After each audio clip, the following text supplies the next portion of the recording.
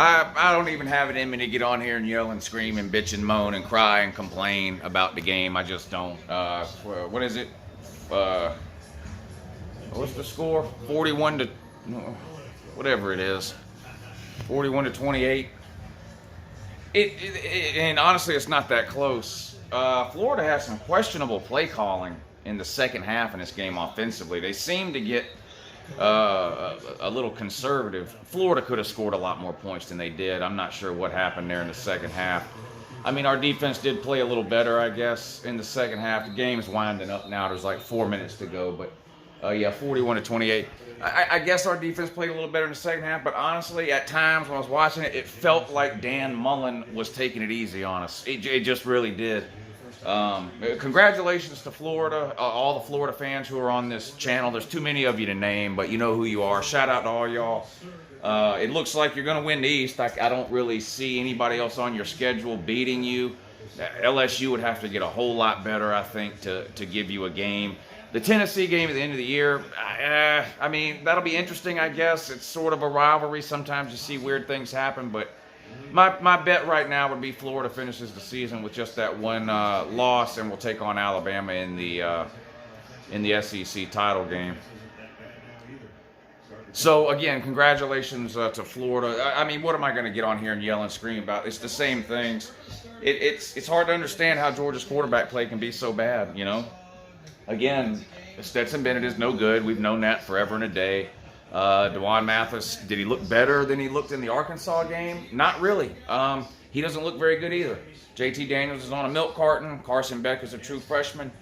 Again, the point now, it's not even really about who's better between Stetson and who should be playing between that guy and this guy.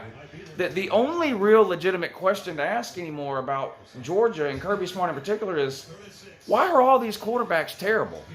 I mean, every single one of them. I don't mean like kind of bad sometimes. I mean just terrible. It's hard to understand how, as a staff, Kirby and company can go out and handpick these 5-star and 4-star QBs, and they every single one of them just looks terrible. Fromm was a constant disappointment. Stetson Bennett is clearly a trash can. I mean, the guy was a 3-star walk-on with no scholarship offers. Dwan Mathis was a highly rated 4-star. Everybody wanted him. He looks terrible. We bring JT Daniels in. Who knows where he is? You have Carson Beck. I mean, if you're a Georgia fan at this point, you have to ask yourself, do you really think it matters who we put in at quarterback? I don't know what is going on. Either this coaching staff is swinging and missing on every single quarterback they recruit and sign, which would be hard to believe, or there is some kind of serious development or preparation issue with this team when it comes to quarterbacks. I don't know which it is. I've got no idea. But it would be hard to believe that all of these highly rated QBs are terrible. Even if you go back to when Justin Fields was on the team, and I know he didn't play that much and he wasn't given a fair shot, and it was a round peg, square hole thing. We weren't even letting him run the type of offense he needed to be running. But let's be real, he didn't look great in the little bit of time he played at Georgia. It's not like he looked amazing. Now you could clearly see his talent when he would throw the ball or when he would run around. But it's not like when he came in, he looked like Superman or whatever. He looked...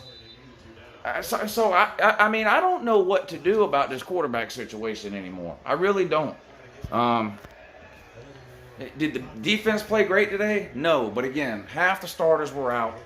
And, Florida's a top 5 offense. And I'll keep saying it till I'm blue in the face. And I don't care what these Georgia fans want to come on here and say, beating up on the defense. I don't care how good your defense is. When you play a top 5 or a top 10 offense, they're going to score. Period. We're in an age of offense in college football, and I don't know. In my mind, the only person left to blame is Kirby Smart. I mean, we just got to, I don't know what to do about this guy, Kirby Smart, when it comes to the offense. I'm just at a loss now. I don't understand how he can keep seeing the same thing I'm seeing out of this offense year after year and week after week and think that what he's doing is working. Look around college football, sir. Look who is winning things. It's teams with offenses. You want to know a list of teams that Georgia had a better defense than last year in 2019? Here, Georgia had a better defense than all these teams. Clemson, Ohio State, who else made the playoffs last year? LSU and Oklahoma. Georgia had a better defense than all 4 of those teams. You know what we didn't have? A capable offense. And it's the same thing this year. Georgia's defense, listen, I don't know, are there any Florida fans that are going to show up and say Georgia's defense is terrible? How can you say that as a Florida fan? Your offense is amazing. It's not that Georgia's defense is bad. Georgia's defense is good. Georgia's defense was good when we gave up 40 points to LSU last year. Georgia's defense was good when we gave up 40 points to Alabama 3 weeks ago. This is a good defense. But you got to score points. I mean, the first half of this game, we had the 75-yard touchdown run, and we had a 50-yard touchdown pass. Other than that, it was 3 and out, 1 first down, then punt, 3 and out. We had a kickoff return. We returned to the 50-yard line. No points. 3 and out, punt the ball. You got to be able to score points. Kirby Smart post-game press conference. You already know what that'll be. The defense is terrible. The quarterbacks are amazing. That's all it's going to be. Same thing, different verse, same as the first. I don't know what is going on with the quarterback situation at Georgia. I mean, I could literally put my head through. I know y'all wanted me to get on here and yell and scream and break something and all that, but, I mean, I don't know what to do anymore. I'm never glad we lose. So a loss is always hurt. And if you're a fan, you understand that. I'm just watching the end of the game here. Mathis can't even complete a pass. Well, look at this. Out here juggling the ball around like damn bad news Bears. I don't know. I forgot what I was saying. Oh, yeah. So yeah, a loss hurts. Lose to Florida, that hurts. It sucks. Now Mullen is 1-3 against Kirby Smart. That sucks. I hate that. I'd rather be 4-0 against Dan Mullen than 3-1. Now I can't use the line about how Dan Mullen has never won a division anymore because he's probably going to win one this year. So, what do I get on here yell and scream? I've seen this. I mean, listen, this is the same offense that put up 14 on Kentucky last week. It's the same offense that couldn't score in the first half against Arkansas. Same offense that could barely score in the first half against Tennessee and that couldn't score in the second half against Auburn. I could go back and do the same thing for all the games last year. It's just a bad offense. It's not lack of talent, at least not anywhere other than the quarterback position. Wide receiver is kind of head-scratching just like quarterback is, although I blame the bad quarterback play for the lack of wide receiver production. We got plenty of talented wide receivers, plenty. But the quarterback play is absolutely abysmal, and so I'm not glad we lost. I would never come on here and say I'm glad we lost. Juan Mathis running around now like a chicken with his head cut off. What's he going to do, chunk it to Florida? Yeah, threw it right to Florida. These quarterbacks are horrible. I mean, it's beyond frustrating at this point. I don't know what else to do anymore. So, no, I'm not glad we lost. I am glad that the rest of this season will be stress-free for me, though. I don't have to worry about it anymore. Georgia will beat the rest of the teams on their schedule like a drum because they're not good teams. We don't play any more dynamic offenses. We play Mississippi State, but they're not the same. They got quarterback injuries. Their best player has quit, Colin Hill. That running back, he's done quit. So I'm not worried about any of the other games. We'll beat the shit out of Vandy and South Carolina and Mississippi State and Mizzou. No one will care. I won't. And then I don't know if we'll go to a New Year's Six bowl or how the bowls will shake out this year. I've got no idea. But, that's just what's going to happen. I don't have to worry about it anymore. I don't have to wait until the SEC championship game to be disappointed or for the season to end. It's over now. So as far as that goes, it's kind of a relief because this team had a ceiling. Georgia's team had a ceiling. It was winning the East. That was the most Georgia was going to go this year, and now they're not even going to do that. So, I honestly don't know what to say except congratulate Florida. I hope Kyle Pitts is okay too. I really do hope Kyle. I hope they kept him out as a precaution or whatever, because I can tell you this right now. If Florida's going to beat Alabama, they need Kyle Pitts. The offense clearly a lot better with Kyle. I mean, that's stating the obvious there. He might be the best player in college football, that Kyle Pitts. So I hope he's okay. I hope he is. Well, we've played Florida and Georgia. Who do I think is better? I mean, we played Florida and Alabama. Who do I think is better between Florida and Alabama? I still think Alabama is probably a little bit more of a complete team.